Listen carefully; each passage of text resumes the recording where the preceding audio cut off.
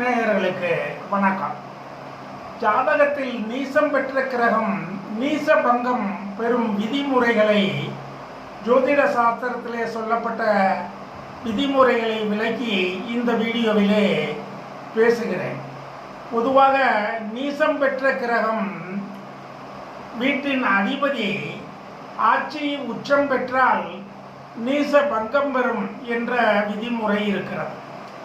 அடுத்து நீசம் பெற்ற கிரகத்தினுடைய அதிபதி பரிவர்த்தனை பெற்றாலும் அல்லது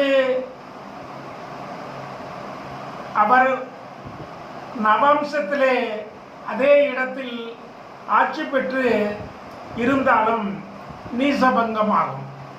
அடுத்து நீசபங்கம் பெற்ற கிரகம் சந்திரனுக்கு கேந்திரம் பெற்றாலும் 4, 7, 10 ஆகிய கேந்திரஸ்தானங்களிலே இருந்தாலும் நீசமாகும். ஏதாவது ஒரு உச்ச கிரகம் நீசம் பெற்ற கிரகத்தை பார்த்தால் நீசபங்கம் ஆகிவிடும். அடுத்து நவாம்சத்திலே உச்சம் பெற்ற கிரகம் நீசம் பெற்ற கிரகம் உச்சம் பெற்றாலும் நீசபங்க ராஜயோகத்தை தரும். நீசம் பெற்ற கிரகம் வக்ரகதியில் இருந்தால் கண்டிப்பாக நீசபங்க ராஜயோகத்தை கொடுத்துவிடும்.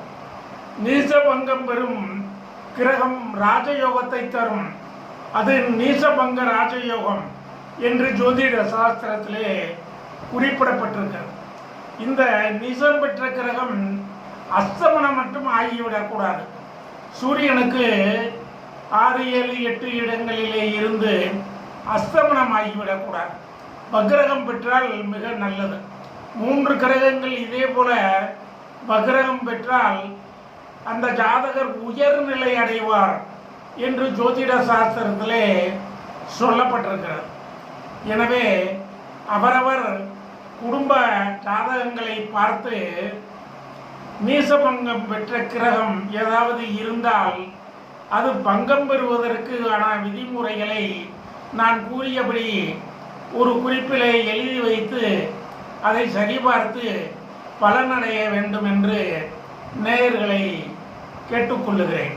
தொடர்ந்து நான் ஜோதிட விதிகளை சுருக்கமாக பேசி விளக்குவதால் அவற்றையெல்லாம் ஒரு தனியாக நோட்டிலே பதிவு செய்து வைத்து கொண்டால் உங்களுக்கு உதவியாக இருக்கும் என்பதையும் அன்போடு தெரிவித்துக் கொள்கிறேன்.